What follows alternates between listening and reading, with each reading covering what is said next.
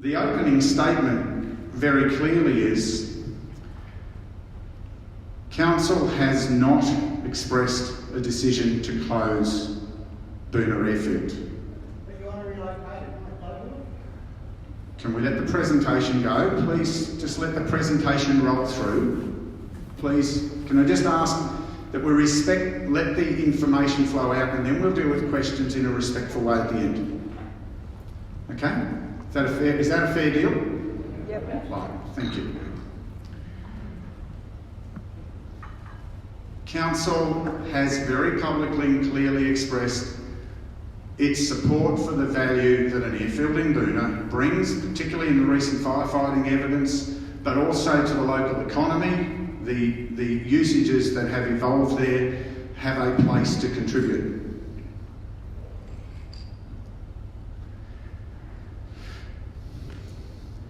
But I want to give you a little piece of context, and I said to Mark, I probably haven't made this as clear in our conversations. When I arrived into council, there were a number of issues that were very early brought to my attention and to council's attention under the heading that these should have been already dealt with, but they haven't been. And the future of Boonah Airfield was one that I had carryover councillors expressing very strong views on, but I had no data. So one of the things we did early on was actually get a safety review so that we had data to inform the conversation about what was and wasn't happening. And as you'll see in a moment, that provided some clarity. BAI, as far as I'm concerned, have acted on that in the intervening time. So we're not here to talk about that safety report because it talked about operations on the airstrip, and those things have been dealt with, as we talked about the other night when we had our discussion. That's not the content of the discussion at the moment. For clarity, one of the noisy misrepresentations that's been going around is somehow or other that council has designs on that land for other reasons.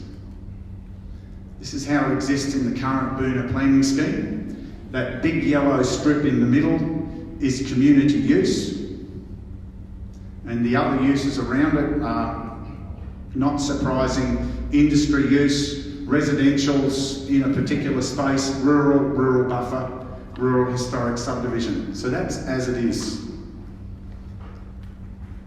In the new planning scheme, some of the headings get reduced, but nothing has changed. Most importantly, the yellow strip in the middle, which is the airfield, is still designated for community facility. So it is still the same zoning.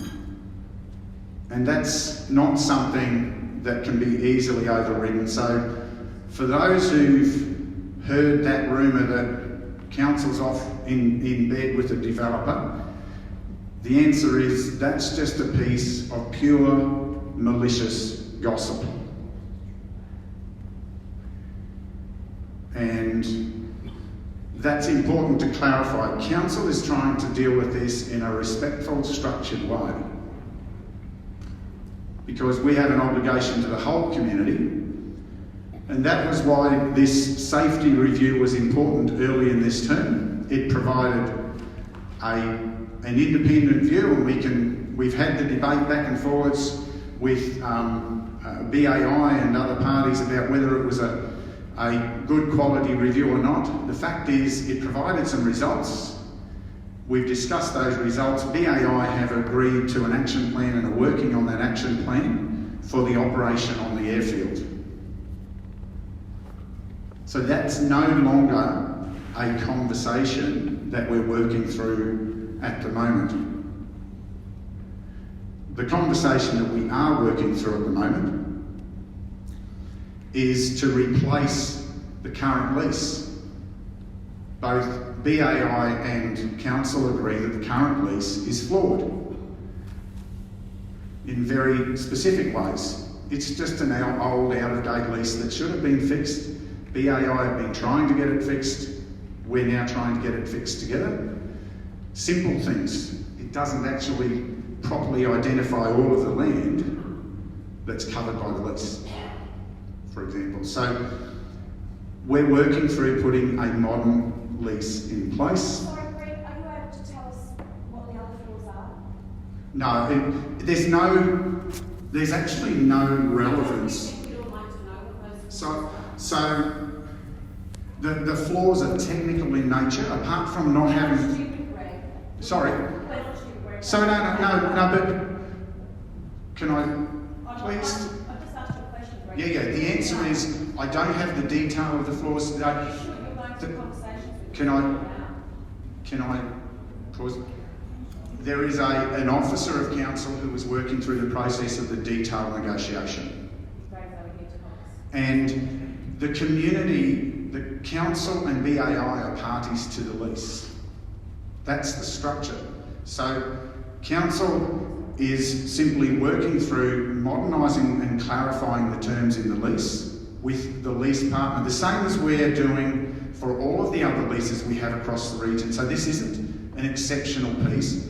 Council's actually going through a process to modernise and make all of its leases compliant with the things that are required today. That's all that's going on, is to bring it up to date. So as the current lease, as says here, the new lease will be for a 5-year period.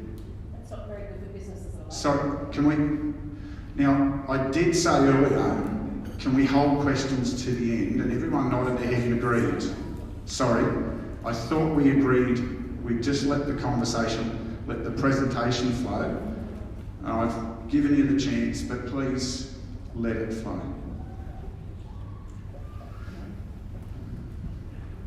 We have agreed that we're doing a 5-year lease. That's not, and it does have the ability then to extend, will be written into the structure of the lease as well, and that's a conversation that the relevant officer is dealing with in the detail.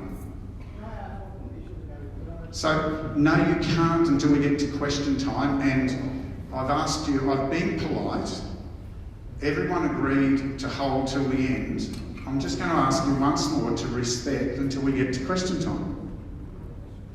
I don't think that's unreasonable for everyone else. So, as part of as an attachment to the new lease, there will be a services agreement. And that's also quite typical in leases, to have some clarity around the actions and activities that the parties are agreeing to, and it can be a whole range of things.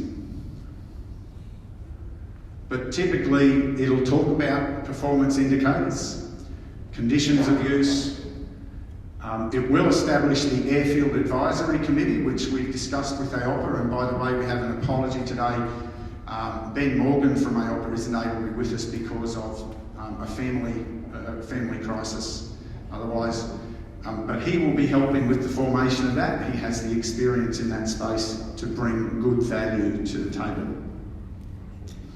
But it will also outline some of these other requirements around the matters that, from council's perspective, from the noises that come to council, were important information for us to be able to confirm to the community that there was a due process in place to provide reasonable information both to council and for BAI to demonstrate they were working okay.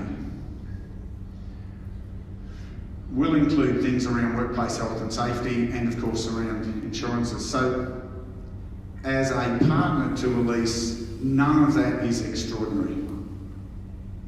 And no, we aren't here this afternoon to negotiate the details of that. That's a conversation that's happening between the parties, and that's the appropriate place for it to remain.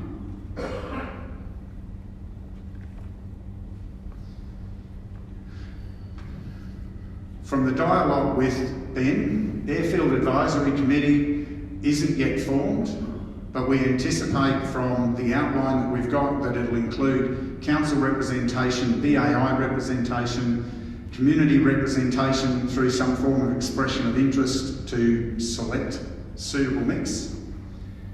It'll also then look at things like the future strategic use, ongoing operational matters, and it'll then obviously have a meeting schedule to go with that. Now, this is quite different to the current management approach, but I think Mark will be right. We all believe that's a valuable step because it will take some of the myth and legend out and allow it to be managed in a proper process. Is this working?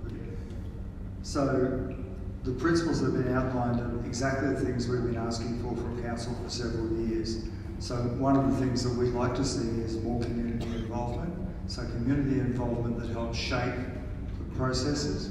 In fact, we've had very good relationships with our neighbours, particularly the ones to the east recently, and that's been distorted occasionally to suggest that wasn't so. But in fact, we have a neighbour to the east now who's actively involved in our operations, which is a good thing. And going forward, we'd like to have more community involvement. Review itself isn't a bad thing, and we accept review 5 years towards a continuing release. We've actually had reviews 2006, 2014, 2015 response, 2016, 2017 we made a response to the last review within a couple of months. So it's not as if we're unfamiliar with review. And of course, all of the airfield operators are very much focused on ensuring that we have good relationships with the community, as witnessed by the last community function we had, the Neighbours Day. And we're also very much committed to being a safe and responsible organisation. In fact, one of the really interesting things you might not know is that at the airfield we have had the head of CASA, the Civil Aviation Safety Authority, flying out of our field, particularly during the Tonkin review period. We've got 2 CASA inspectors who regularly fly at our field. We have a GFA safety management system that was implemented in 2017, and that was adopted nationally. And the fellow who developed that worked at Lucas Heights as the safety officer. So our culture of safety is actually exemplary in the country. So, you know, we're quite happy and confident about review processes. But we would like, of course, any review process to have appropriate oversight from an independent body so that the review process is seen by everyone involved as being fair. Thank you, Mark.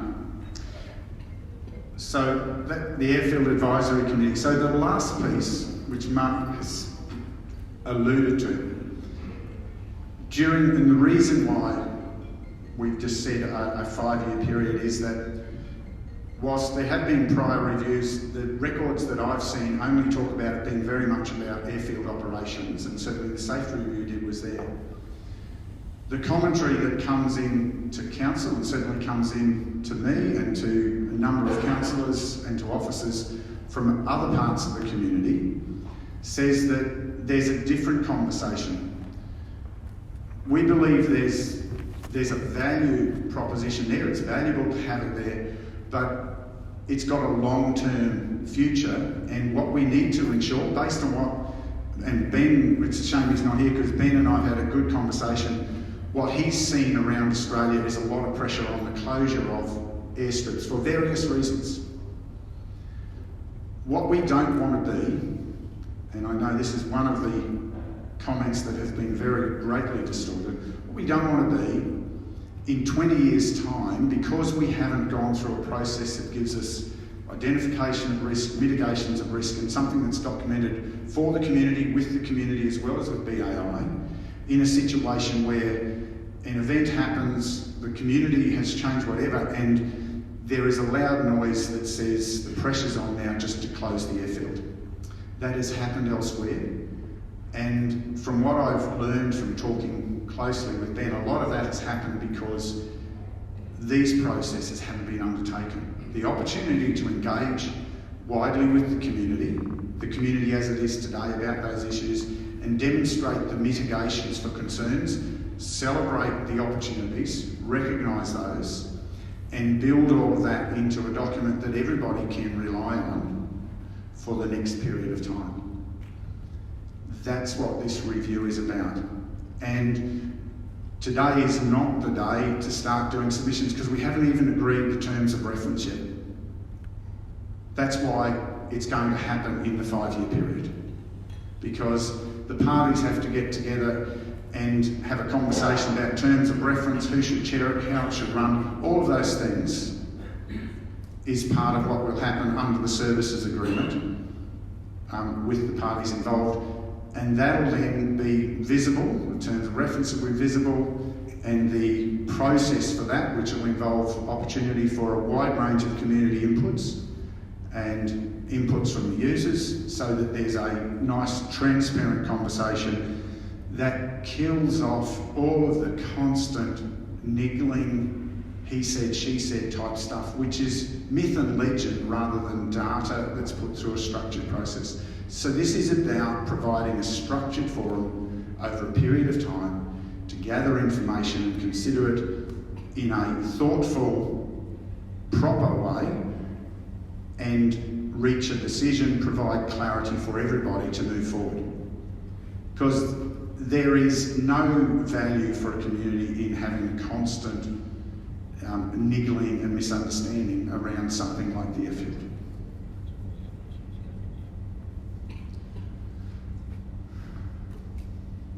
And all that's there is a set of likely inclusions. There's no finalisation of what will be discussed. But yes, to the earlier comment, one of the things that does have to be discussed is this the best location? Is it the right location? Looking forward for the next 50 years. And if it is, that's great. What does it take to keep it there? If it's not, what are the challenges out of that? That's why it's a period of time to have that conversation. Because if the analysis concludes that over the next 50 years we need a time frame to go somewhere else, that's a tough conversation. Because there's a lot of people who've invested heavily there. There are jobs associated with it. There's a lot of infrastructure there. It's not something you would do easily in a short period of time. But first, let's have the conversation to come up with a properly analysed conclusion so that we all then know what path we're working towards, and then what are the issues that come from that. That's just applying, in my mind, that is just applying proper, disciplined process to a significant issue, the same as we're required to do and we try to do right across every other issue that comes to us in council. Proper research, proper analysis, proper consideration of the range of issues, and then build a plan, communicate it and act on it. You want to say anything more, Mark? Well, I'm very pleased to hear that the Mayor's talking about a 50-year future for the airfield.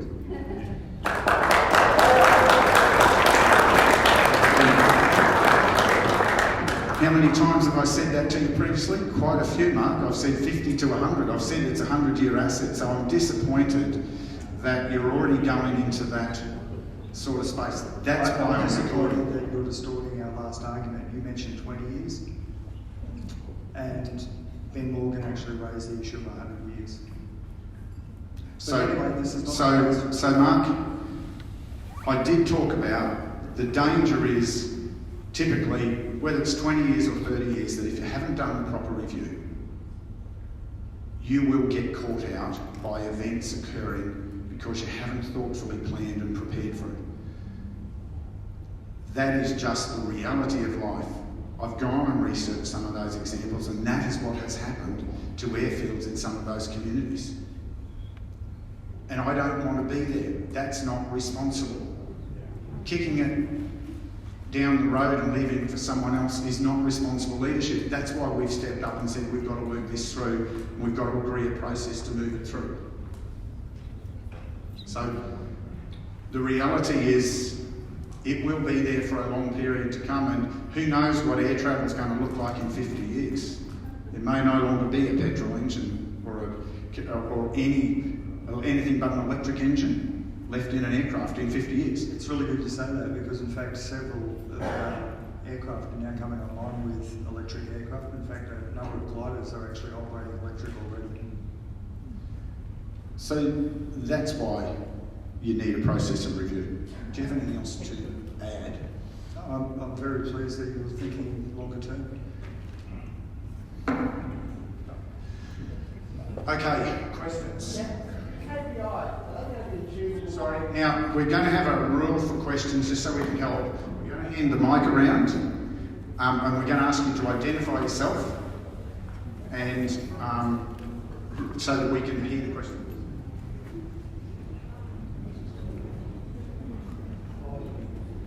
G'day, fellow numbers. I'd like to know the KPIs you're referring to in your lease, the 5-year lease, are they going to be achievable by a small community volunteer group, or is the council actually going to help out financially make some of these KPIs you may be talking about? Because as a small group of users who are paying for the airport not being funded by the council, if you're making KPIs we can't achieve, we're going to fail at 5-year time. So the people who are working on the lease with you, who work out of council, and the example we have elsewhere, can I just, let me answer. We don't put KPIs in to make people fail. We put KPIs in to help people understand what we agree success is, so that we have a roadmap of how we are working together. That's what KPIs give you. Yeah, I understand what KPIs are, but I'd like to know how big of a target you're going to set. Like there's talk of removing humps, putting fencing in and all sorts of type of stuff, which is going to cost hundreds of thousands of dollars. As a small community group, funded by the members, we can't do that. So if people start raising concerns about that type of stuff, is the council going to put their hand up and say? So for clarity, the KPIs, the process of forming the lease is a conversation and a dialogue. No, and key so, point indicators, they are what you're expecting us to perform to. So I think you're missing the point I'm trying to make is, this will be a conversation. We're not going to be able to impose things that are unreasonable because you won't sign. And we'll have a further conversation. We are not trying to, I'm getting the impression you think we're trying to set this up to fail. Our goal is to provide... I'm not feeling it. Well, I am feeling it, I know it. I've been to a couple of meetings, I've been called a liar by one of your members. In my face. I've had meetings with people. I don't have a lot of trust in what you guys are doing over this airport. Well, Can I make a comment?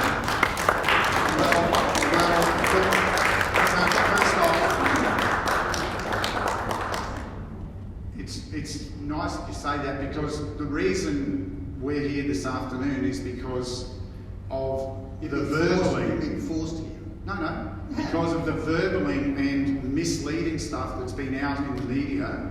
No. And constantly, there is so much angst in the community. We just wanted to calm it down and get clarity around. There's a three-point plan here. Why is it taking the council and the council members this long to come and talk to us? We've been inviting yourself, council members, to come out to the airfield to discuss this for years, and nobody's come out and spoke to us. It's only now because it's become an issue, and it's now blown in your face. We just like to come out, actually take time and have a look at the problem. Local council elections. So, well, I think that's got a lot to do with why it's got so noisy. We thought we had a calm process. No, you thought you had a pack of losers. No, Yes. no, we actually thought, well, please don't tell me what I think. Well, you're Please, quite happy to tell- sorry, pause. But my wife's now. Can I just add something here, please? No, just a second. Please. I respect that you might have an interpretation, but never suggest that you know what I'm thinking. That is very disrespectful. Can I please explain? You go right here. When I got involved in the conversation this year, it was because the conversation had lost its way for a period of time because of some turnover of officers who had been involved and it had slipped to the side. And I wanted BAI to know that council recognised that and wanted to make sure this progressed in time for the 2020 completion of the existing lease, and so that we could have confidence at the table.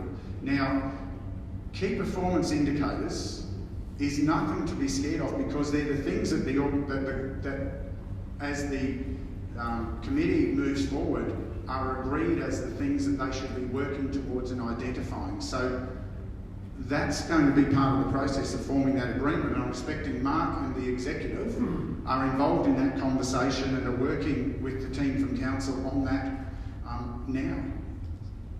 That's correct, and I think the Airport Advisory Committee, if we move towards establishing that quickly, and they have an input in towards the lease agreements, will be a way that we can actually move towards something which is a very profitable outcome for everyone, particularly since we was here from the Fire and Emergency Services, and we've seen what a wonderful contribution they made for firefighting in the area. These guys do a stellar job. We have obviously interest there, and I think there's scope for establishing a long-term facility there that will enable them to operate more effectively and protect the area. We have the business community represented here, and so representatives from local businesses would be really welcome to be on that advisory committee, I would imagine, because the community doesn't see us. We're invisible, we know that. If I describe myself as a glider pilot, people think I jump off the side of a hill with ragged tubes tied to my back, which is not what we do at all. We know we're invisible. But what we do is we bring a large amount of money into the area by bringing a lot of customers into the area. At the Gliding Club at the moment, we fly more visitors than we have members. And so we contribute a lot to the community, and we have a self-interested motive as well. If the airfield, if we don't bring members in the community, we can't fly, and obviously we want to fly. So having an airport advisory committee that involves the community, helps business in the area, helps emergency services in the area, and helps our sporting groups work effectively, then that is going to be a much better situation for the community as a whole. And I'm sure council would be entirely on board with the idea of having an airfield which works effectively. And that is exactly that's the unified goal that we have it and it works effectively. And just to close out, what the KPIs are is in that conversation. And it's not about being onerous or impossible, because we understand it's a limited organisation capability to manage those things. So it's focusing on the right things so that there's clarity. Good afternoon. My name is Barry Cook. It's good that this meeting is being held because there is uncertainty, and the uncertainty needs to be clarified. I understand the process that you've described, and I'm sure it's an essential process to get through to a solid end. I think where the uncertainty comes from is what happens at the end of 5 years. Does the council commit to having an airfield where it is, or does the council commit to having an airfield on an alternate site, or does the council not want an airfield?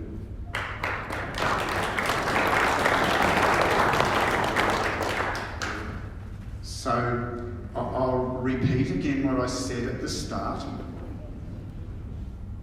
Okay, I don't know what other words I can use except that council very much sees the value of having an airfield, and I'm very careful about the words, an airfield in the region. We recognise its value to the economy. We recognise its value for emergency services, for a wide range of fires, there's a particular one at the moment. Preempting the outcome. So that's our directional goal. We want an effective solution, as Mark says. Now, don't ask me to have a predetermined mindset about what the review shows. That's not reasonable. A review has to be gone into with an open mind. Terms of reference will guide it. The easiest path, the easiest path is that a proper review shows that the airfield where it is, with whatever action plan, is the right place. Because for me, my life, that is the easiest. Far better than a relocation. But let's let the review do its job, rather than try to pin me down today to preempt the review. Because if you're preempting a review, don't waste the time and the money and the effort on a review. That's not reasonable. There's a wider community than just here today who also want a voice. How do I know? Because they've been writing to me. They've been ringing me. They've been texting to council. So there are a range of opinions around it for various reasons, and some of them need to be managed very calmly and recognise that they're a very narrow view and they don't have the meat in them, if you like, to be a meritorious issue, but they need to be heard. and taken through the process. So all I can say to you today is where we believe there's a great value in having the airfield, right? Point one. Don't ask me to preempt what the outcome of a review is. I don't think that's a fair expectation. Otherwise, why have a review? But you've decided on the term of that lease already. But everything else, what I'm hearing is everything else is up for grabs, still under review. But you've decided Sorry, can you identify yourself, please? My name's Brett. So you've decided that everything's up for review over that period for that lease, but there's no discussion on the term. It's 5 years. That's the only thing that I've heard that is determined. So the reason we've said the term for this lease is 5 years is to allow this review to take place so that we can then structure the next lease to take into consideration the outcomes of the review and put the proper things in, because you then need to move into a proper long-term lease, and whatever the requirements are that come out of the review will go into that process. I'd hate to be in business like some people are out of the airfield there and having to rely on a 5-year lease. There's millions of dollars tied out there. Well,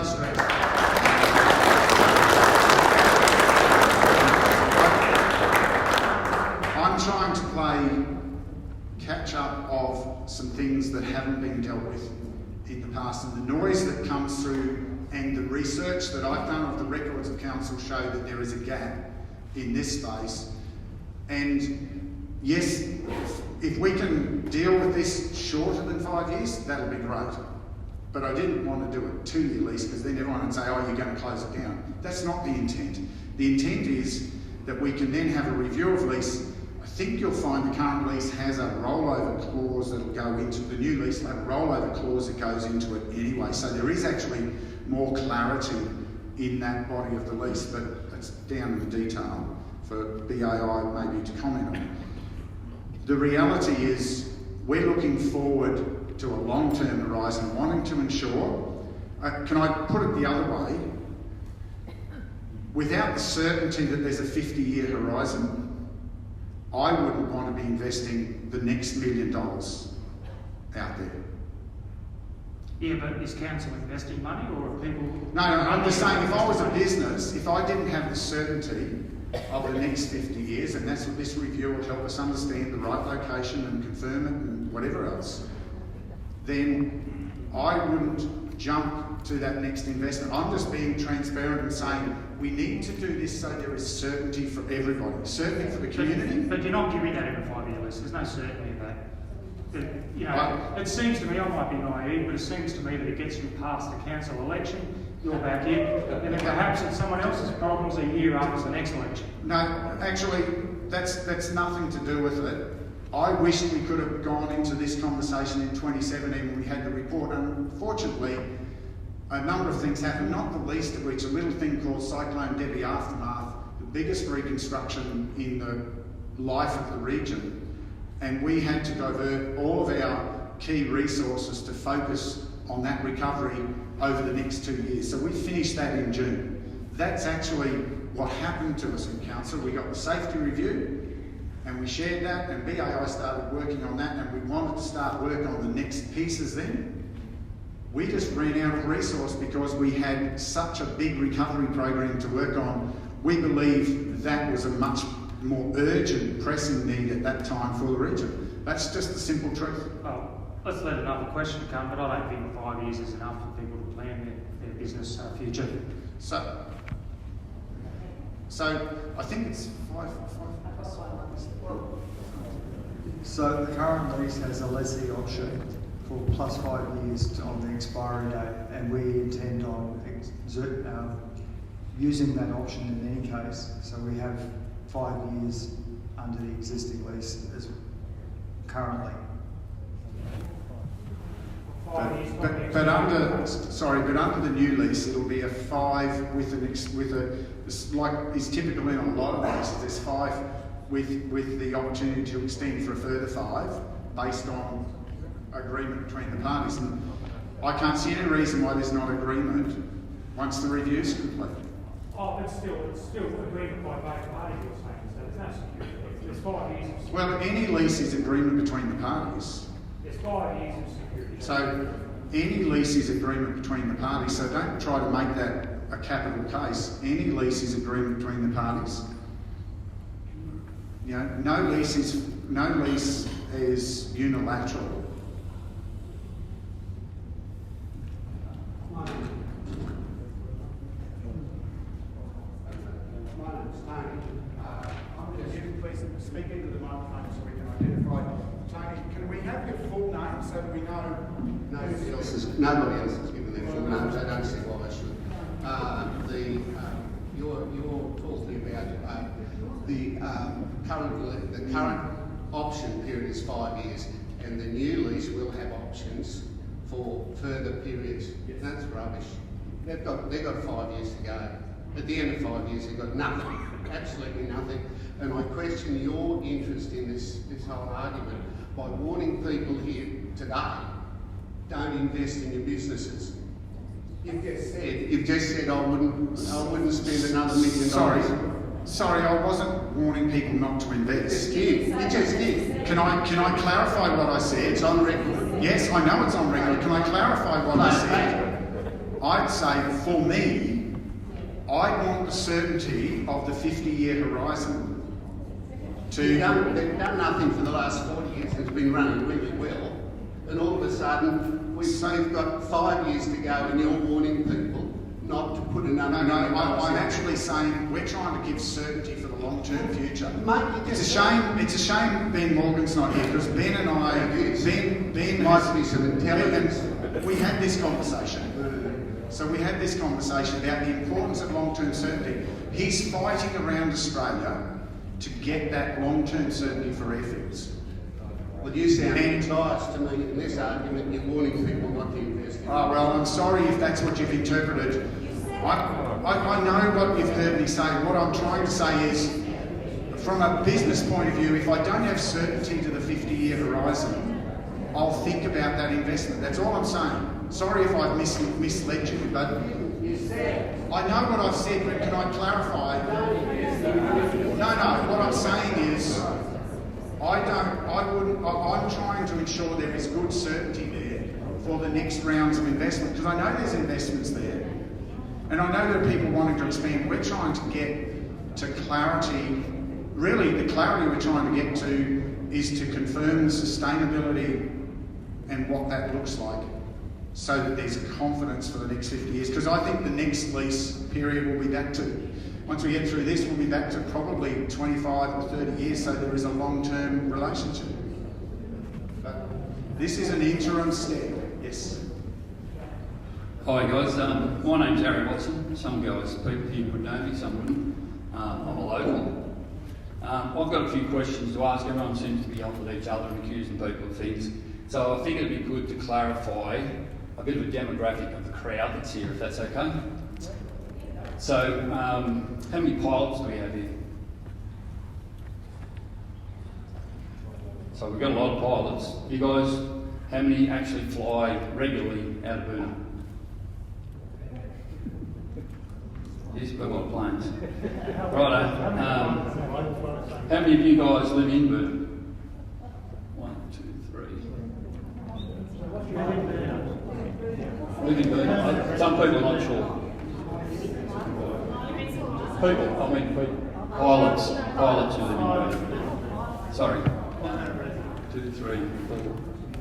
He's not sure. 5, 6, 7, 8. Another 8, another 9. Okay, so probably a third of the pilots that are here may live in Boonah. How many people actually live in Doogie then? Sorry, pilots, sorry. 1, 2. So a few. I live in Doogie there. Yep. Sorry, Bruce. I bought the house. Ask you can have your chance with the microphone if you want to ask a question. Catch cry from the airfield is always, we were here first, but actually they weren't. There was houses in Doogan before they were here. But we'll keep going with the questions. So how many Boonah residents are actually here? You don't have to be a pilot? No, you don't have to be a pilot. So probably 75% of us. Oh, it might be easier. How many non-residents? How many people don't live in Boonah that here?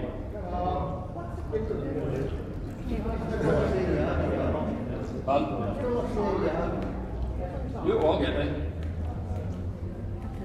So how many actual Dugan residents who are not pilots?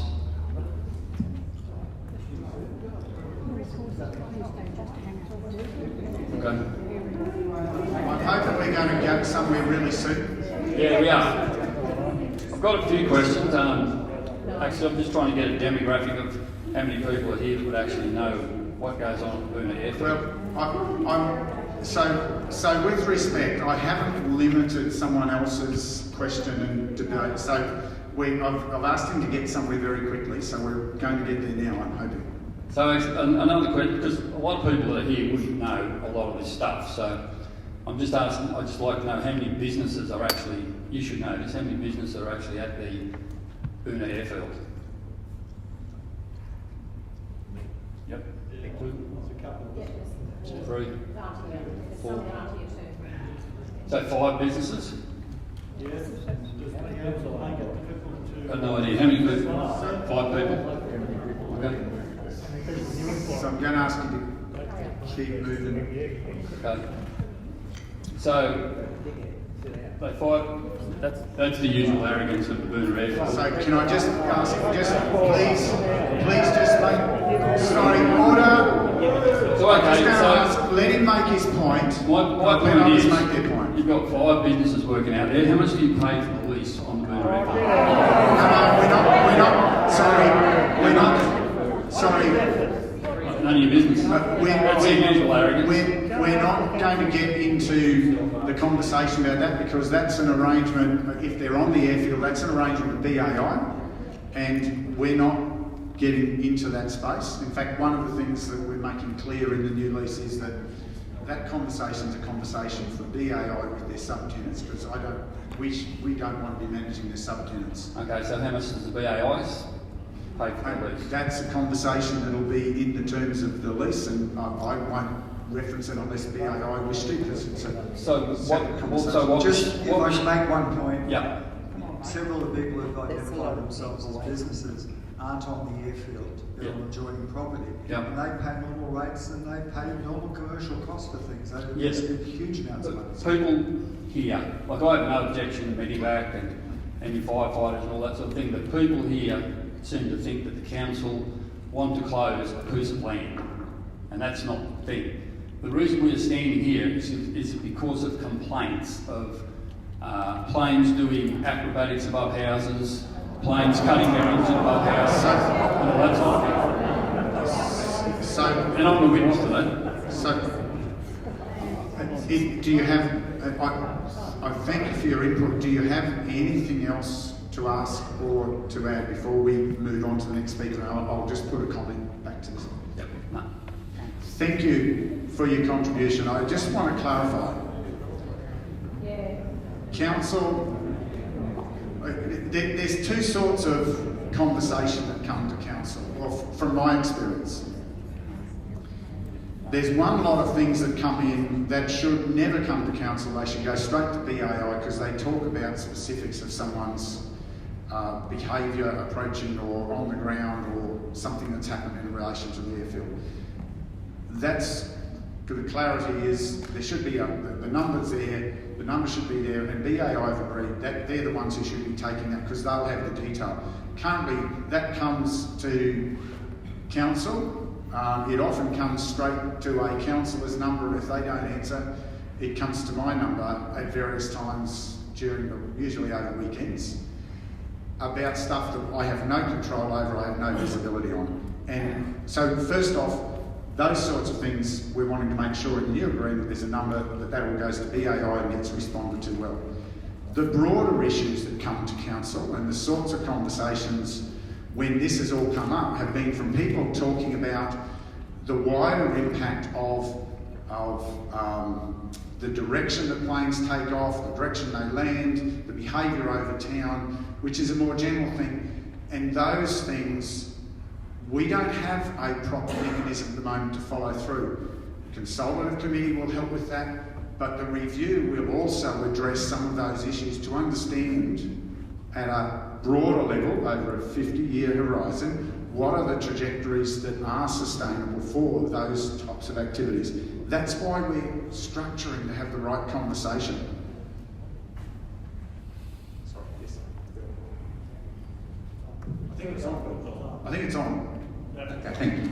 Okay, thanks, Mr. Mayor. And what you've said today is, music to my ears, really, because you've made it quite clear that the intent is for the airport to be here for a long time, providing we manage it properly. What has come up just recently? There's been a grant for the federal government for airports like ours that will be given upon application to upgrade things like the Boonah Airfield. And the federal minister, Scott Bockholz, has been announcing that, and you're aware of it because Ben Morgan made you aware of it.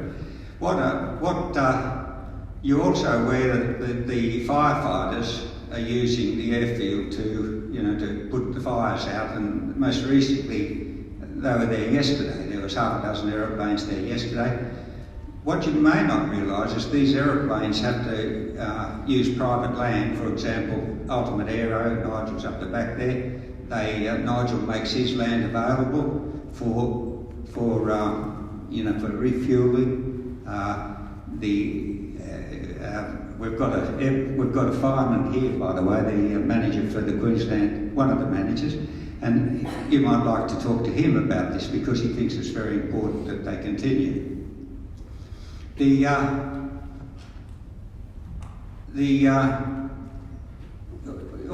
As well as that, there's private land, and this is probably one of the, what Harry's getting at. They don't use the northern end as often as they can, but there's private land on the northern end that the gliders need, owned by private people, and they've got to, as long as they can borrow that land, they can keep using the northern end.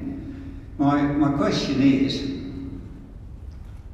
does the council intend to take advantage of this grant to upgrade some of the things that you've been concerned about with the most recent review? I'm not sure why we need another one because it's all there, but if you're going to do another one, there is one called the Tonkin Review, and in that they identified certain things that and different people have said what they need to do. So is the council going to attend some of those things by applying for a grant from this money that's now available?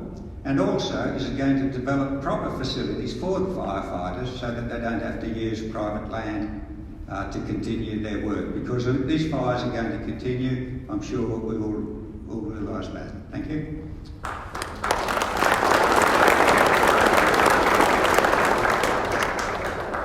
So, I've been in very regular conversation with Scott Bookholz as late yesterday around the grant program to clarify. So, first off, it's a competitive grant program for a range of things for airfields across Australia, so it's not a guaranteed grant. And we have forwarded the information about that on to Mark, and I believe that conversation is ensuing about what might be appropriate. You've been made aware of it, correct? No? I know it's been forwarded, so maybe it's locked in your email somewhere. But it was forwarded to someone out of BAI, because I checked yesterday afternoon. So it's communicated formally, there's a process to apply, but council aren't the operators of the airfield, so BAI are the ones who need to be in that conversation and looking to consider whether that's a grant that they want to pursue, because it is a grant that requires matching funding to move forward. So that's not a conversation that we're going to start the lead on. It's not something that we've had any discussion around at all. So don't ask me to commit to something that we haven't had a proper dialogue around. Again, that's not reasonable. From where I come from, that's just not reasonable. We haven't had that dialogue. Now, the second point, we've had a lot of conversation with QFIS around their expectations, their requirements for landing strips and for any other land. If QFIS wants support from council, they have very direct conversation at the moment about 12 times a week with my office. It's probably about 10 times a week too often, quite frankly. But they haven't made any request for that, so if QFIS have a request for the allocation of some land or the development of a depot, that process will come through from QFIS to us, and it hasn't at this stage. That's all I can comment. We're not, you know, we have a whole region to be responsible for, and if QFIS come to us with a request, then we'll consider that request on its merits and we'll work with them on it accordingly. It's the same as we've done on everything else that we've worked with any of the emergency services groups. And that's, you know, don't ask me to commit something off of a... Would you like private owners to continue lending it to... So, your conversation has to be with QFIS. This is my point. You're trying to involve council in a conversation that is QFIS, a QFIS-led conversation. It is not a council conversation. If QFIS need help to deliver that, they will come back to us. That's the process. Okay? It's that simple. I know that's not what you want to hear, and I know that's not what some people think, but the reality is something like that would require investment from QFIS, so they will be the ones holding the lead. Sorry, I just got a text from John Krause. He's the local member. It says, regarding the strip, it's council's responsibility to apply for a grant from the strip. There is no in the lease. Well, thank you, Mr. Krause. I'm happy if... So let me be clear. My conversation is very clear. We don't manage the strip, so our conversation, that's why we've referred it on. Yes, we do have to lead the application, but BAI have to be wanting to apply it or implement. So... Greg, just to clarify for that, Bill and I just have had discussions around this, and I was led to believe through that discussion that the strip wasn't part of the lease with BAI. So when you're talking about BAI having the responsibility to apply for those grants, if there's work that needs doing for the strip, you know, the discussion Bill and I had was that they had a bit of a difficulty with that because they're not actually having any tenure over the strip. So I just wondered if you could give us some more context about that, about how the BAI are able to apply for that grant if they're not in fact the lessor on the strip, or the lessee on the strip. Sorry, you control the strip. It's the land. So let's be clear. Council leases some plots of land. Can I just clarify? We lease some plots of land that the strip runs over. So this goes specifically to the question that was asked before about deficits with the lease. So the deficit with the lease is the airstrip itself is not part of that lease. There's an error in specification. And so while we maintain it at our own costs, it's not actually described in the current lease. So that's one of the things that needs to be fixed. So I guess technically the council is still the authority when it comes to applying for these. And the particular grant we're talking about actually requires council involvement to obtain the grant. We can put in a proposal and we'd be quite happy to talk to council about seeking money. Regional airfields have been getting funding for airfield improvements around the $750,000 to $5 million. So that sort of money could be brought into the region with the help of one of these grants. It would require some commitment from council, but in fact under the Tonkin Review, one of the obligations is for the council to be involved in that development. So there are two clear statements in the Tonkin Review summary that talks about council having potential involvement in developing the airfield further.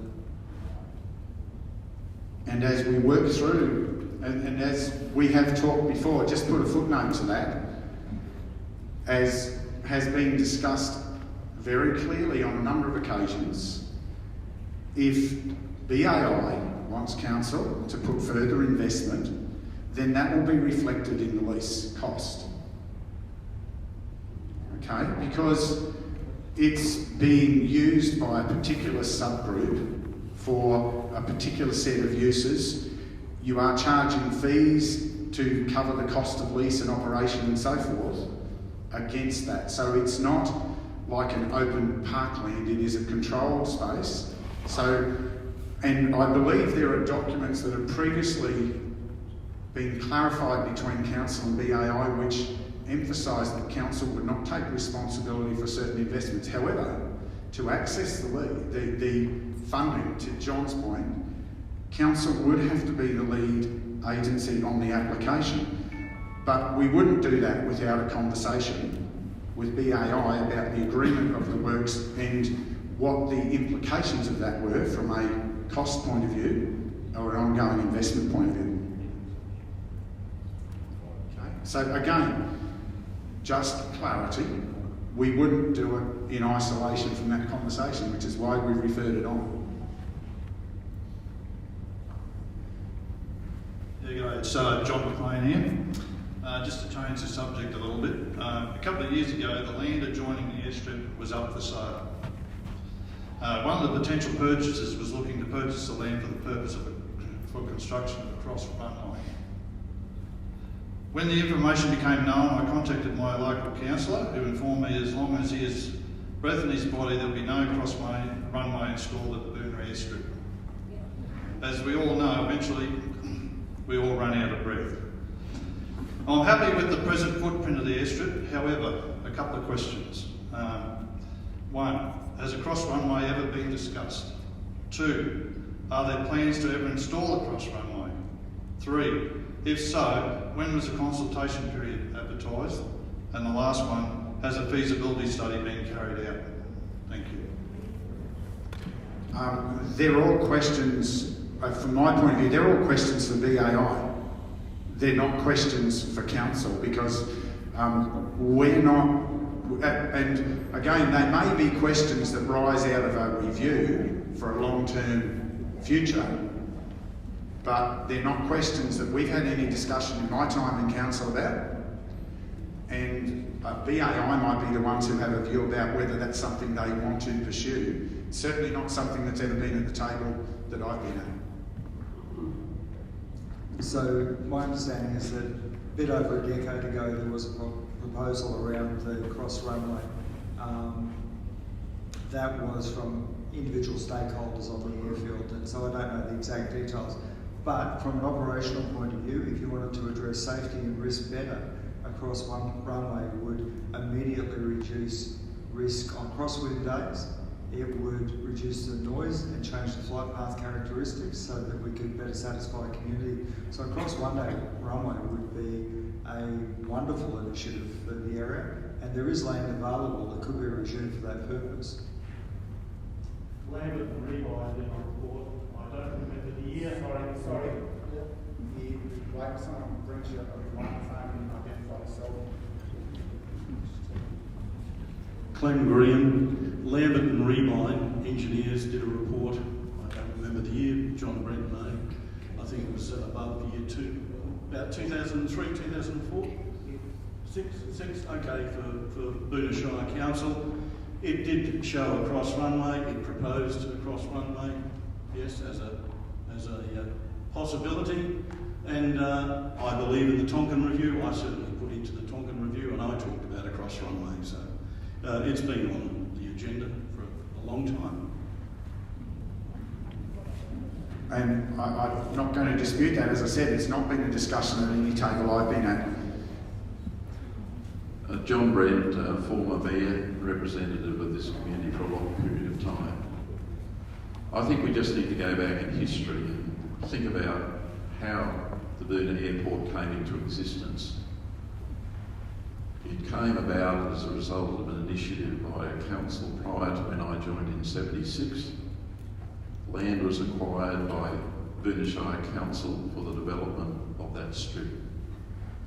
I was there as a councillor when it opened in 1976, and the reasons for its development was as an initiative of local business people who wanted to ensure the opportunity for our local community, and I'll name a the late David Evans as a flyer in World War II, a pilot in World War II. He saw it as an opportunity for his clients or himself to fly out of that strip to service clients throughout Queensland. That was one of the reasons. I was involved in a sports aviation committee here in Boonah, established for sports aviation. The strip has been expanded over a period of time with the relocation at the southern end, where Harm Street now exists, so that was an extension that was carried out.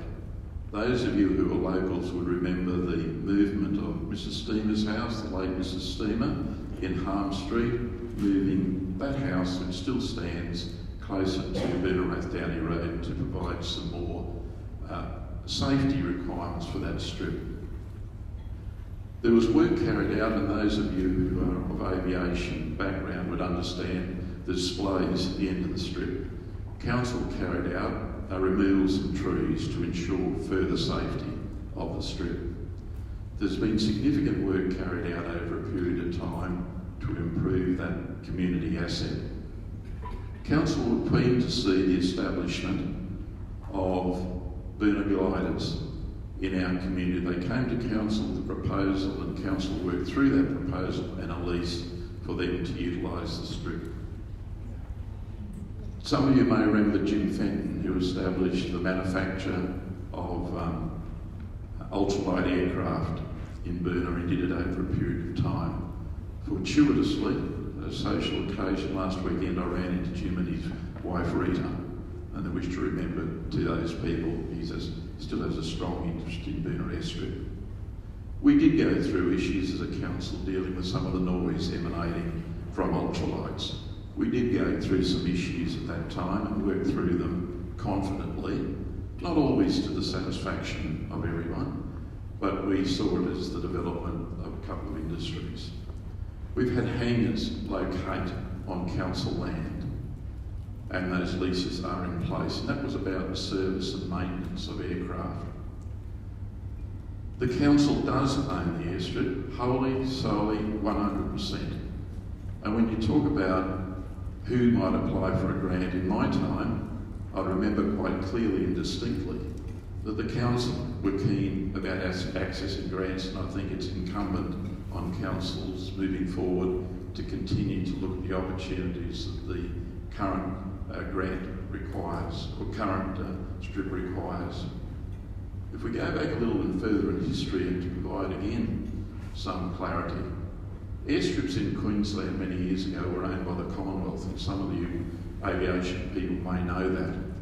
But the Commonwealth dispersed those airfields to the ownership of local councils in an endeavour to ensure that the airstrips always maintained local interest, local involvement, and ensure the communities could benefit from the utilisation of those strips in their communities.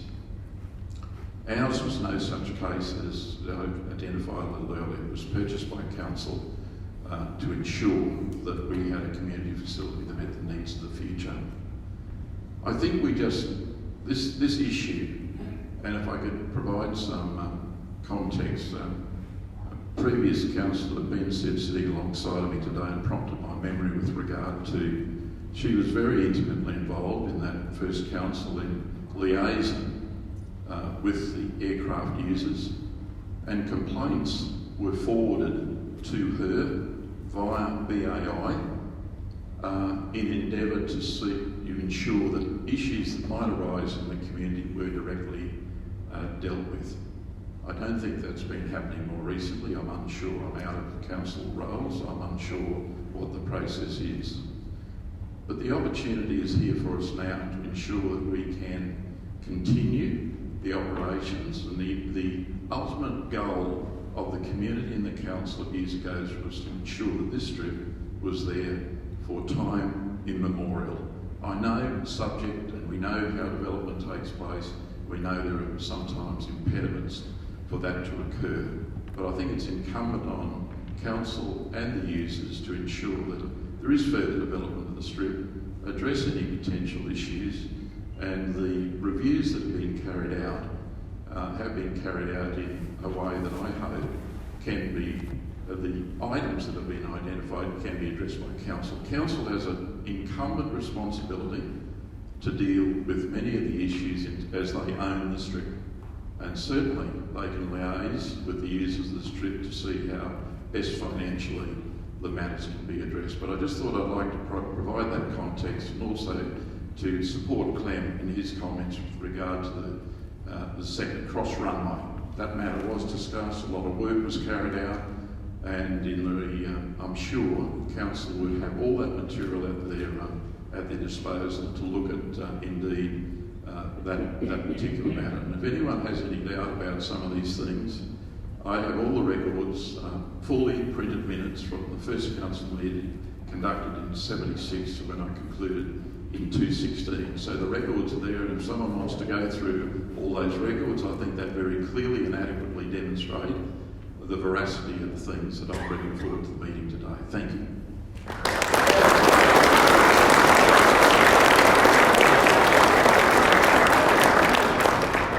Thank you for the history lesson, John, and the reason we are looking to the next 50 years. And confirm again, we aren't going to go forward for any application until we've had the conversation, as I've already said. So the easiest thing would have been to avoid having these conversations. It would have been nice if the corrections that were identified and needed in the lease were dealt with in the last term of council. The things that were said at the start today and the things that were said when I started in 2016, they haven't been dealt with. They've been left for us, and we're trying to work through with them in a proper and reasonable, respectful way. That's why we're having these conversations. And we'll work through getting the lease in place. We'll work through getting proper understanding of what a sustainable future looks like. And if that comes out with the need for a cross runway, then that'll be a conversation that has to happen.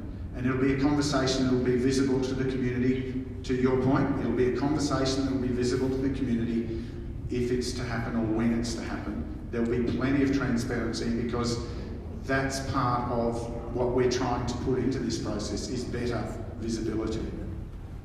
I'm conscious that we're now at 4:10. If there is a burning question. Thank you. Where's Harry? Stand up, Harry. You've made reference before about who's the pilots, who lives Duggan Down and whatever. And obviously, a lot of people who are in favour for the airport. Yeah, acrobatics, what do you want to call it? Training pilots, cutting But then, above our houses. no, hang on. Sorry, you come out with your question. Yes. This is a burning question. Events have many others. I hear your point. I'm going to give him a chance to ask his question and then move on. Okay, so you asked hands up for all the people who. But what I like to do, obviously, there's So Harry, I'm just going to ask you to just take a deep breath, let him ask the question and then respond. Okay. You asked everyone here, different demographics, put their hands up, whatever. One question you didn't ask, who's not in favour of the airport here? There's been a public forum, been through newspapers, whatever. Who's against what's happening in favour of the airport? I'd like to see who's against it. Who's against the airport? Besides you? Who's against it? Yeah. One.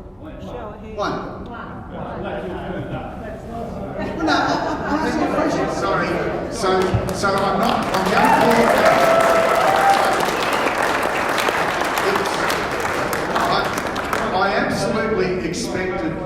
I absolutely expected that this afternoon would be very much about the people who have been listening to the story about councils trying to close the airfield, councils trying to this. So I expected it would be a fairly strong airfield-oriented conversation. That's why the review will take on a different forum. So Harry, thank you.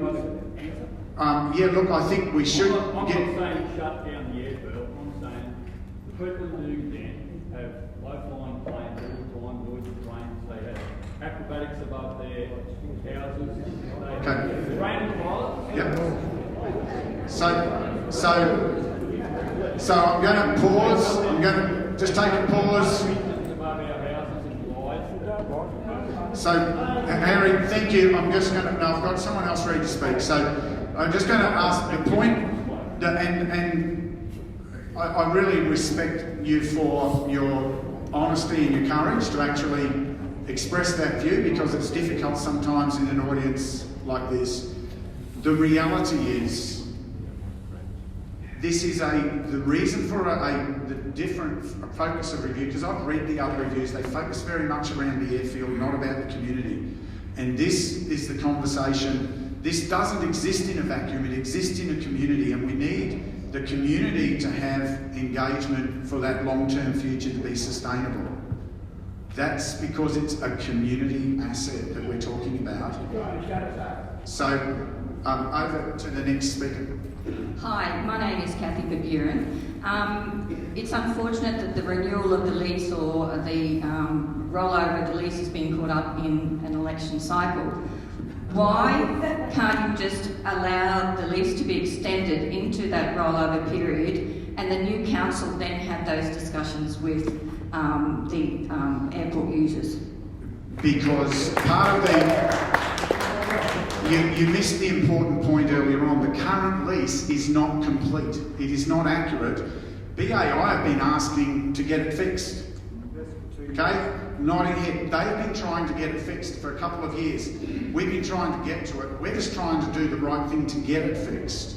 That's all we're trying to do at this point in time, so that it clarifies the right things and covers that right piece of content. Why can't you continue to work with the committee to actually achieve those changes without actually making them sign up to a lease for 5 years only? Why? You've admitted that you've dilly-dallied on this because of issues that have apparently been on your control. I don't understand why all of a sudden they have to be signed up to a lease for 5 years when you could be working with them while the lease rolled over. I know you're saying it's incomplete, but work on those issues before a new lease is signed up. So the effect of what we're doing. So can I play this back to you a slightly different way? The effect of what we're doing by putting this in place for the next 5 years is actually during the 5-year rollover, actually correcting the lease to have the right things included in it. That's effectively what this lease will do. So all you're asking is a rollover would give the 5-year period, by the way.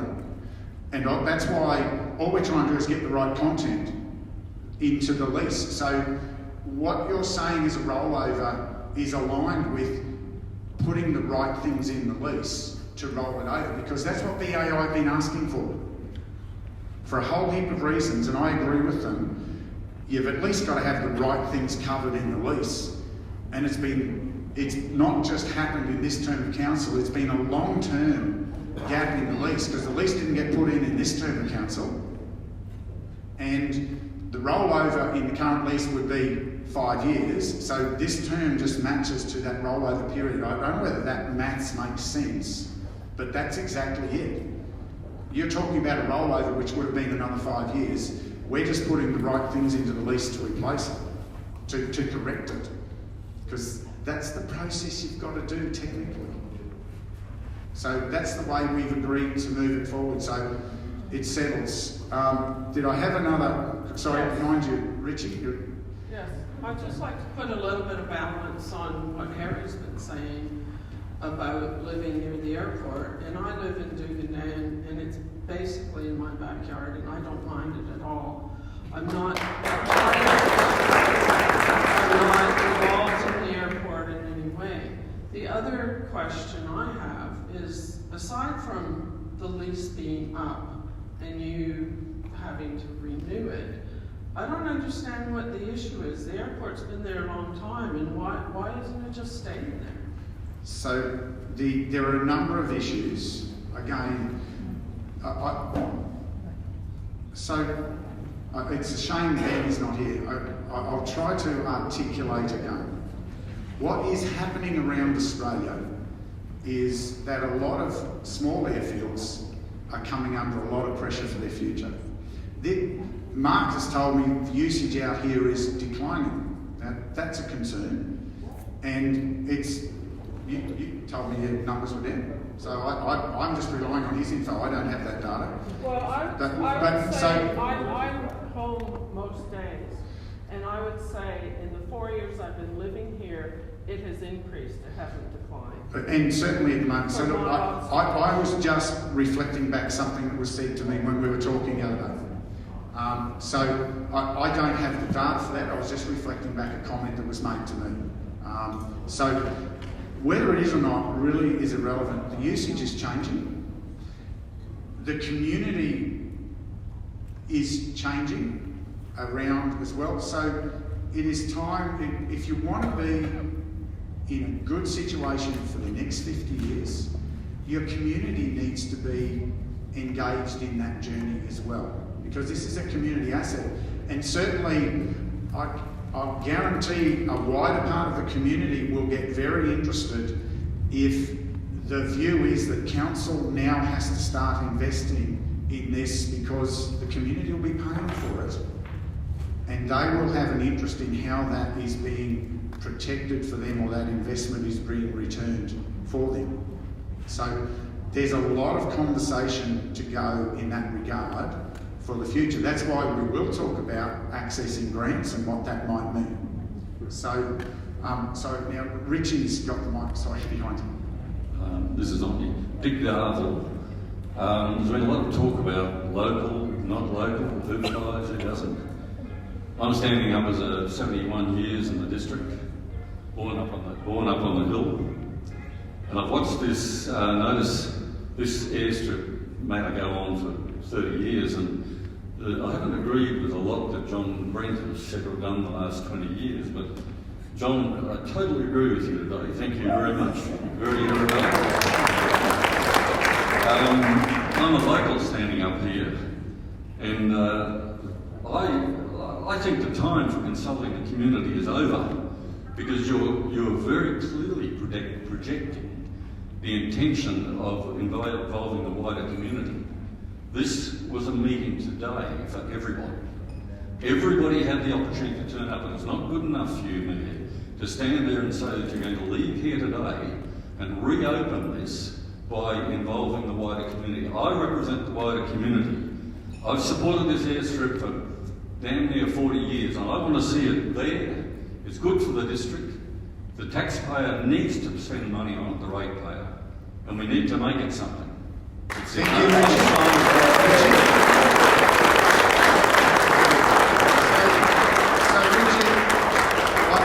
I respect your point of view. I respect your point of view. Today was never about, and it was communicated, today was never about the review for the future, because no one has agreed the terms of reference for that between us and BAI, because if you don't have that review, at most simple, if we don't have that review, we won't have an agreed investment plan or an upgrade plan. We won't have that. So that's, as a minimum, that's an outcome from that. You know, the notion of an investment in a cross runway is something that will obviously be part of that review. I'm expecting. Isn't that the right process to go through? Because that'll open up a new set of conversations. So that's all. That's what that's about. Being transparent. We've all agreed. The parties have agreed to that as the process to move forward, and it is supported also by AOPA, because they see it also as a good way to provide certainty for the long-term future. This is about that. Excuse me, Mr. Mayor, the process you've outlined today gives them no certainty whatsoever. You are opening a whole new process of consultation, and I know, and most people who deal with your council know, that nothing is going to happen for years. And the fact that you've put a 5-year limit on this negotiation is absolutely shocking to me, because it is just giving yourselves the right to negotiate and wander around this issue, letting your people, there should be a decision in your council to adopt this as an airstrip, and then work out how it's going to be managed. So thank you for your viewpoint, Richie. Thank you for your viewpoint.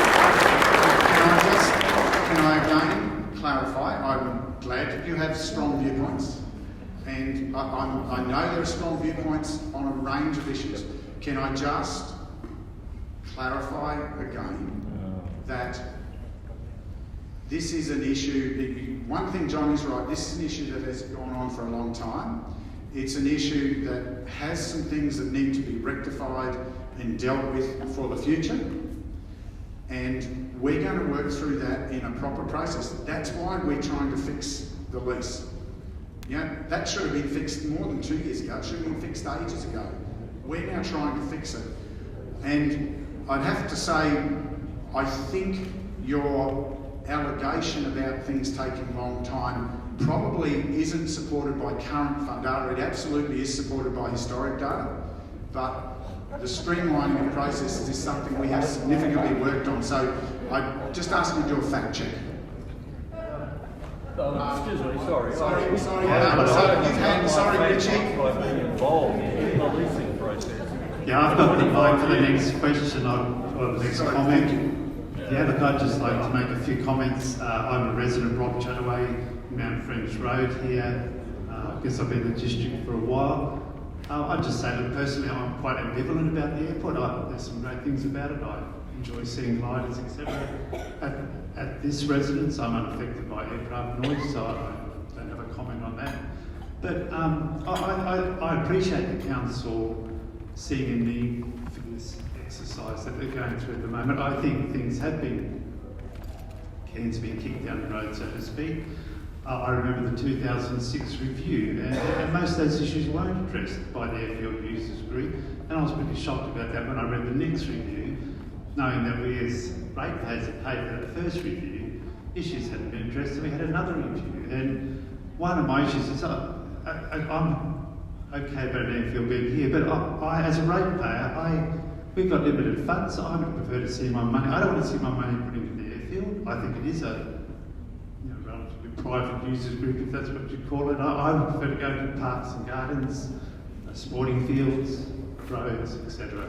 So I have concerns when you've got a limited rate base, and I appreciate that running an airfield now is very different than it was 40 years ago when this airfield was built, and the requirements from a safety aspect, noise, I'm sure they're much greater than they used to be. So I appreciate the concern about these issues, and as I say, I'm presenting a different view as a ratepayer that I'm not keen to see ratepayer money going into the airport to expand it anymore or to subsidise activities there. And I'm a bit concerned that there's leverage being put on the council to do that because of past decisions that have been made. That's about all I'd say. And I would like to say, from an emergency and fire point of view, if that is important to the state, it's not up to me as a ratepayer to subsidise or pay for those services. That's a state government issue. No, I'm not saying, but it's a state government issue, and they need to come to the front. If they believe the aerial work is important for firefighting, then they need to come to the front and up the funds for that. It's not up to me as a ratepayer to subsidise what the state should be doing. Thank you. Sorry, I'm very conscious of time. Sorry, we have one there and then one here, and we're going to... Sorry, right. You'll have to do him because I stole his mic. Sorry. Jodie here. So the dialogue has been quite clear. The council are proactive in seeing a positive change with the review, with the BAI. We're here for the next 5 years. So I'm going to put this out to us. This is our community airfield. We need to work together. We need to prove to the council that this is going to work. I say that we get involved as much as possible and help the people on the airfield. I'm a neighbour. Well, we also have to acknowledge that there are people that do have some grievances with the airfield. We need to work with them as well. I'm presuming that the council is going to be honest and transparent in working with the BAI, and I can only see a positive outcome because look at us here today. We're going to stay. We are just going to implement things that will work in the favour with the council. So stick together, we can do this. Thank you. She did steal your mic and then she's... Yes, she did. Thank you very much. Don Moose is my name. I'm pleased to hear everything here today, but I'm also pleased to hear you talking about the future of the airport. The one problem that I do have is the 5-year lease. When you do the business case, there should be a clause in the lease that if it looks towards that the airport can stay, you should look towards then a lengthy lease that people are confident with and put their investment there. I have had considerable experience in leasing. I used to be head of leasing for the state. It can be done. There can be a clause in there that allows the lease, if everything's going to be okay, to be shortened, and a condition there that can be shortened, and a long-term lease there to allow people to invest safely. Thank you. Thank you. I'm happy for that to feed into the process with the right officers. Again, the notion of the 5 years was the current rollover period, and that's what we were working towards and aligning with to actually get the coverage of the lease right. That's basically it, and to allow these other conversations to happen. You know, we have been, the reason we're here today is that this council is committed to that transparency and openness. We've been driving that mercilessly over the last few years. We've driven it more and more to our pain, quite frankly, because the more you share information, the more people will misinterpret it and use it back, and then you've got to spend the time correcting it. The reason for this afternoon's conversation was just to get the issues out in the open, to be transparent, to be frank about the issues, to say what we could say as definitive, and to identify the things that we believe still need more work. And what I've heard is that there are what I expected. There are a range of views about what happens next. We just tried to put some calm, clear, coherent process around that between the parties, so we all know how we do the dance, basically. I think that's the responsible way to go. Everyone now we have a roadmap of how we focus our efforts, and if there's a way to structure a lease, the team will take that on board. If there's a way to structure that to give more certainty, that's fine. But the clear message is, we see the merits of having an airfield. I started there, and I'm going to draw to a close shortly, but there's one more question down here. Oh, sorry. Bruce Trevino, I'm here for myself. I'm here for the Boonah Chamber of Commerce, and I'm also representing the Scenic Rim Joint Chambers of Commerce, because the whole Scenic Rim has an interest in this airfield as experienced by the fires over Conundrum. Mayor, thanks for the opportunity to, I'm going to sit down because I've got bits of paper here, and this isn't going to be long because I've got bits of paper. There was a review in 2000 that was released in 2017. And from that review, there was a recommendation by council that the option 2 was recommended, and that option included a 20 to 25 year lease. Sorry, can I answer that? That was not a decision of council. There was a letter that came. I know you got a letter from an officer, I understand that, but that did not go through, that was not resolved. So just to clarify, it was a recommendation in the report. It was a recommendation, one of a number of things. I've seen the note where it was supposed to be going to council on October the 9th that year, but anyway, that's we did not resolve that, to my recollection, and to my councillor's recollection. And I can only deal with the recollections in the room. Can I continue because you're short of time? Just clarify. Now, you've already stated today that a lot of the options that the airfield had to comply with, I've stated that earlier today, a lot of the proposals and things that were in that review, that the BAI had undertaken remedial action. Right. There were 2 items in there I picked up on. One was, under the planning and regulatory requirements, increase council investment and support in the development of a funding strategy, which may include providing support in applying for grants or providing funds directly in support of Boonah Airfield operations. There was a further one under potential future directions of the facility. Increase, this is for the council, increase operational managerial engagement with BAI, including attending committee meetings. Now, both of those things being complied with council. So, can we deal with the first one about funding? And we've already talked this afternoon that we would be the lead for any grant application that's applicable under the scheme, but we would do that, we need the conversation with BAI, right? So is that, I don't think I've got to address that again, or is there something in that that's not clear for you? We're talking about something that happened in a report that was released in January 2007. So the safety review, it was a review, an operational review of the airfield, that's correct. And by the way, both parties disagreed with parts of that review. Is that a fair comment? It's a fair comment, but there hasn't been any action on the part of addressing additional funding from council, and there's been no council member in attendance since the... That's what I thought. And can I just comment to that? We've had that discussion, and it's fair to say that there was some pretty... you want to go there? I'm happy to go there. There was some very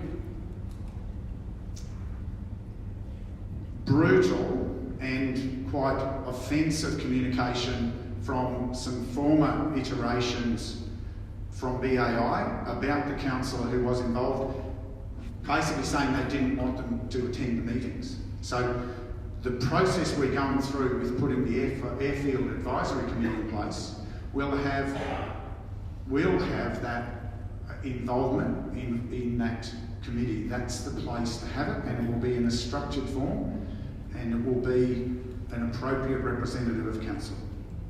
But the recommendation then was that obviously the airfield would be there, and the intention was 20 to 25 years. So that was the recommendation. So the scope of the review was very narrow.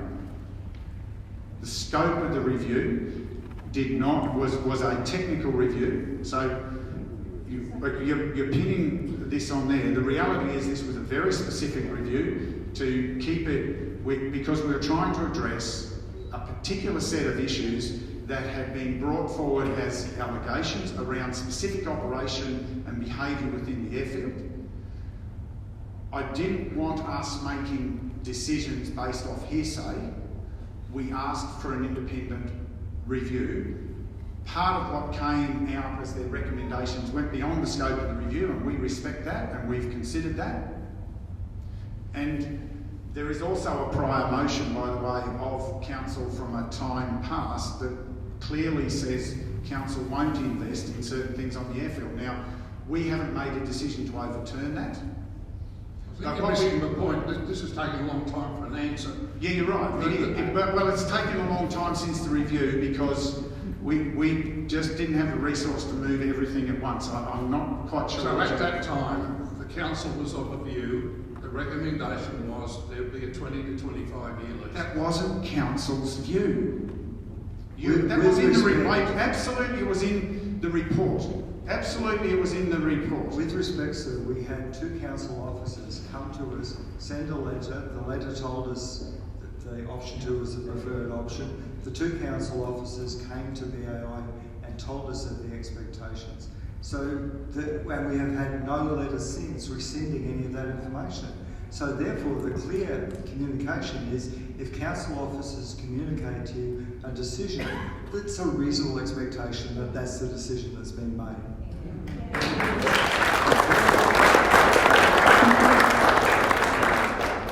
And Mark, I respect that perspective, and I agree you received some communication. It was not the position that had been finalised by council, so they preempted a decision of council. To the recollection, I've got 3 of the councillors here today, and none of them can recollect that as a direction of council.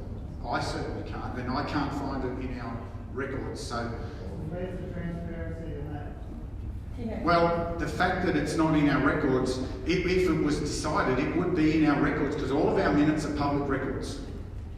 They're all available online. They're all transparent, totally transparent. So that's the transparency you ask for. Because something's not there, it doesn't exist. The transparency is the decision wasn't made. So you can't ask me to have transparency about a decision that wasn't made. I'm struggling. That's the problem here. The transparency is not there. That's why there is all the misconceptions going on. So I agree there was a miscommunication. We have transparency of the decision train that we've gone through. Well, how else do we get it out? We publish our minutes every meeting. We make them available publicly. They're available for people who don't have electronic means to go to the library and get access to them, to get a hard copy if they really want them every time.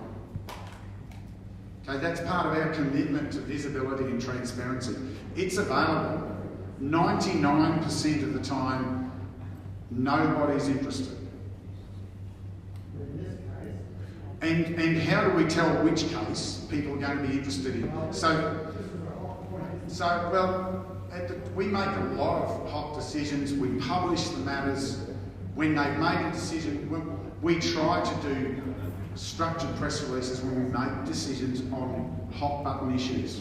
So I'm quite confident we didn't get to that point on this conversation. We are going to close this conversation down because we're now getting repeat. This gentleman's been waiting. John, respectfully, you had a long talk before. I was going to suggest, Mayor, that possibly a solution. So sorry, I'm going to let this man ask his question first. He's been waiting and waiting and waiting. Mayor, how long is this discussion and process going to take? What is your expectation as to when resolution will be finalised? So my view is that the accurate lease should be available before the end of the year from what our guys are telling us. And then how that addresses the services agreement, because you've got to have the time to get the advisory committee, which fits in there. So I'm not quite clear on that timing, but we're not talking years, we're talking months. We want this to move forward so that everybody gets to a calm, clear place very quickly, so that we get that wide conversation. So in my mind, we get a lease and a services agreement in place very quickly, and we'll take on note if we kick that down the road until after election, that's fine. But you still need to have that upgraded and accurate lease. These guys have been screaming for it. So the sooner we do it, the better, is what I was hearing from people at the table the other night. If I'm wrong, I'm wrong. But that's what I heard from BAI, asking for us to get it done. I don't think the review takes 5 years. I think it's just needs some clarity with the new committee, formulation of terms of reference so that they're visible to the community, a process that sits with those so that we've got the terms of reference, the review process takes place, the wide range of opinions and perceptions and data is considered, then there's an outcome that will equally, I suspect, we'll be back in here, or someone will be back in here for a communication to say, this is what the findings are, this is where we're moving. That's the process. I think that's the way you deal with stuff honestly, transparently and openly. So I've got... Can I just, to add to what you've said, to add to your comment and to do things speedily, and I think a solution that I would provide or put forward to the meeting for their consideration is that the aircraft users develop a draft lease for the consideration of the council and the community, and I think that would be the speediest, fastest way to get something into council's hands to ensure council have something to work with. And Richard, as a lawyer, you'd probably agree that... Sorry, John, you're about 6 weeks. Sorry, you're about 6 weeks behind the process. The lease is already being drafted and is in conversation, so you're behind. So don't waste that effort. It's already there. It's a conversation between the parties. Why I suggest that, Mayor, is because the users have the knowledge of aircraft aircraft operations, that knowledge, that I think would be advantageous to council and the wider community. Which is why we are working with them on it. They have made repeated comments today. They're volunteers. They don't have a lot of time, a lot of resource to do it. Council has taken the lead because we have to be, we're the best place to actually get that properly and professionally done for them and with them, because we've got, that's part of our remit. So that's why we've been taking the lead on formulating it, and it'll be an ongoing conversation with the BAI board to wrap that up, because we need their input. It's the same as every other lease, we need their input. Sorry, last comment. Sorry guys. You've done a wonderful job, thank you very much. Is there any way we can get our local representative council to spend 5 minutes to have a chat to us about this? Because we'd be really curious to see what he thinks locally. I'd love to hear from you. You've got 2 local representatives, because Boonah has an overlap. But I'd love to hear Rick has spoken about this one. Look, I'll give him the option. It's up to you, Rick. Do you want to give your perspective or share anything, or do you just want to let this wrap up and save it for another time?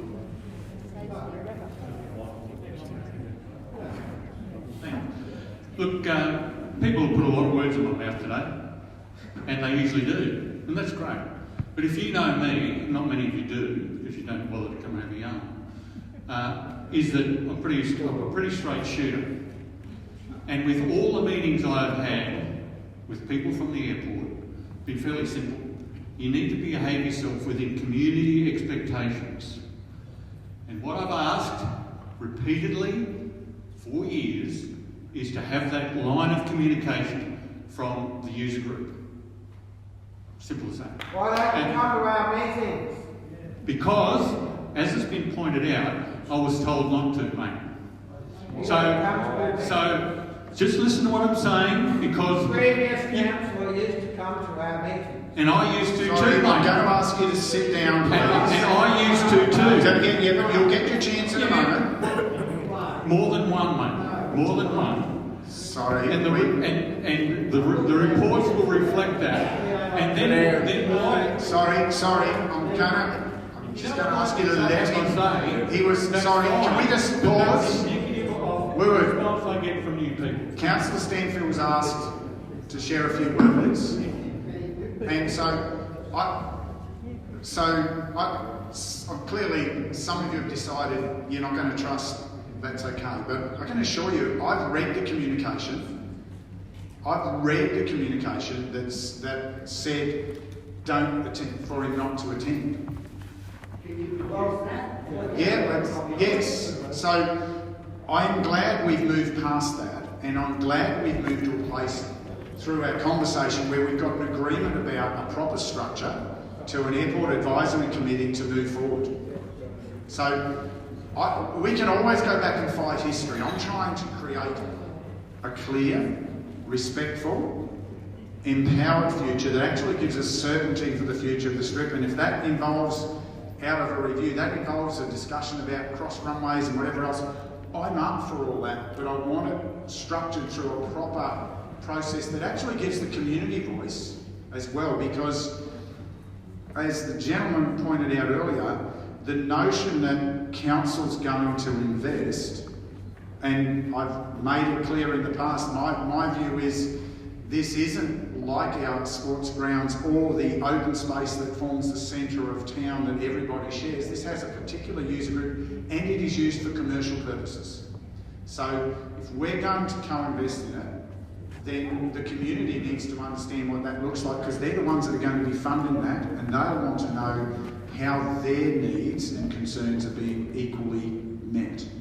So that's why we're going through the process. So I believe, by the way, back to your comment, I don't see any reason why getting a review done takes an excessive amount of time, because there are really good processes. This isn't a Royal Commission. God, if it gets to that, you will definitely need someone else, because I won't be around. But I believe it's just a structured process that gives transparency for everyone about how they have their what's going to be talked about, how they have their opportunity to put input. And, you know, if I take the example from our planning scheme, what do we get, 600 odd comments back? And we worked through all of those in a, again, transparent way, and everyone got a reply. I don't know what this review will take as its terms of reference or its methodology, because we haven't reached the terms of reference yet. I don't want to end on a negative statement, but I can't let it stand a statement that the airfield behaves in a way that is not consistent with normal public or civil standards. That's just simply not true. The airfield is, in the entire time I've been there, which is a decade, I've not seen any evidence of anything that would be offensive to community norms. And so the characterisation of the committee in that way is just unsustainable, and it's quite offensive. Our minutes are procedural, the ones I've seen. I'm puzzled how anyone has a copy of the minutes that makes adverse statements about any person, because our minutes are procedural.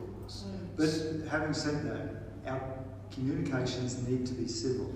Like you said, we should not dwell on the past, and we should certainly not make assertions about our community of aviators or our general community of the Dug down and Boonah areas. I mean, something I didn't say earlier, which I think gets overlooked, is it's not just that we're a group of aircraft operators, but historically and culturally, this is a really important group of people. The things that maybe people don't recognise is out of our airfield, we have many ex-servicemen. The airfield itself and gliding itself in the country was established by people who were Lancaster bombers, Spitfire fighter pilots, Hurricane pilots. We currently have on the field people with military backgrounds who've served in active service. And those people form a rich cultural history. An amazing thing that happened the other day at our open day was we had a talk from someone who flew SR-71 Blackbirds. So only 91 pilots in the world have ever flown those things. All of their missions were high-value missions over enemy targets where they were shot at by missiles the size of telegraph poles. We're incredibly lucky we don't know what quality of people we have in our community because they're quiet and they can't talk about what they've done. It's grossly offensive to me and grossly offensive to our committee members to have people make completely unsustained assertions and try to bully their way through communications with us. Sorry.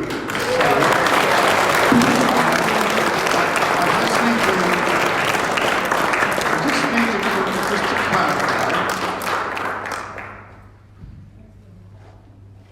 you asked Councillor Stanfield to express, I'm presuming it's Councillor's comments that you're referring to, because Councillor was expressing the things that get fed to him and the message that he has tried to give. And I think it's a logical message to say the behaviour on the airfield has a lot to do with the community sentiment towards it. That's not a surprise. And what we did with the operational risk review was seek to get some certainty.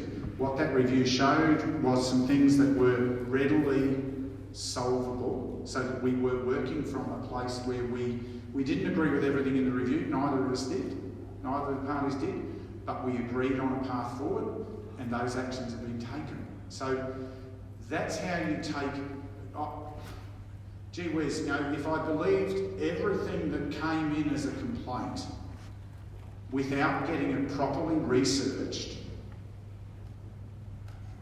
and properly evaluated and properly assessed to respond to, you know, you would give up on anything being right in the world in this region. That's not the case. This region is in a really strong place. The airfield is, the noise around the airfield is a distraction from what is good and great about the region. That's why we want to put it to bed, and that's why we wanted to have an open forum to get clarity around what we have been saying and what we haven't been saying. And, you know, we've now got it clear. There's a 3-step process that we've committed to together. We will expedite that as fast as we can. The first thing is to give certainty to these guys around what's in the lease, because that's what's being yelled at me incessantly. That's the first step, and we're trying to get there as quick as we can through a proper conversation. And we do have to take the lead on it, because you've got to have the right content in there, and we're trying to get a standardised approach to leases for the whole of council, because that's how you need to properly run things, because we've got a mishmash from the past that doesn't make sense and causes inconsistencies. So we're just trying to fix up another legacy issue and have a proper professional approach. So I reckon we've got close to the end of that. Thank you for coming out. Thank you for your robustness and your forthright. Did you want the microphone one last time? Just in here. I'll give you one last.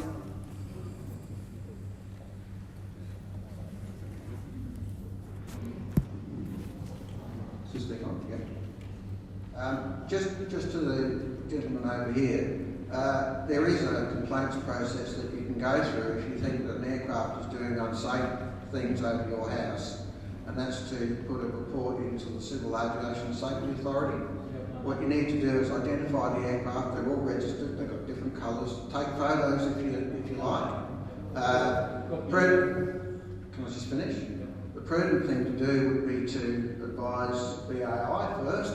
If you don't want to do that, you can go directly to CASA. No, we don't have an avenue at the moment, and that's why we go through a brief. Then we hope every person in the community can make a complaint to the Civil Aviation Safety Authority. You don't have to go through. What about BAI? So the point in the conversation, and this is one we've been talking about, is the clarity of a contact. Because when people have something locally, we all do it. If you see something these days, you'll go to your phone or the website and you'll look up Boonah Airfield, and you'll try to get the contact number. He doesn't have to do that. You can contact the federal government through the Civil Aviation Safety Authority. So most people won't think to go to the Civil Aviation Authority. They'll go to the airfield. The reason we've got signage coming for the corner of the airfield. We're just waiting on that. That'll have the phone number on it. There's a website up that should be up and active probably by tomorrow morning, but it's certainly been already set up. And we already have a Facebook page which has contact details on it. There's at least 4 different organisations on the airfield that have contact details. For the past 10 years, the Lighting Club has been a frequent contact point for when there have been issues arising around noise, and that is readily available contact detail. In fact, we had a microjet come into the airfield some years ago. It landed in front of our airfield, and we got a complaint that it was a jet landing on the airfield, and somehow that was a Lighting Club issue. So the mechanisms are there, but we're working backwards to make sure that they're more clear, more publicly available, and we've taken that on board. And these are examples of some of the things we've been trying to get, is to get that better visibility for a local contact point for people, so that they can get it, because people don't think first I'll go to CASA or somewhere else. They want to just contact the local and be able to do it. That's really all the residents want. They want to be able to go to somewhere. And that's what's now going to be put in place. So that's one of the examples of the things that is being worked on together to get that in place quickly to make it easier. Thank you, everybody. I am going to call it quits there. Enjoy the rest of the afternoon.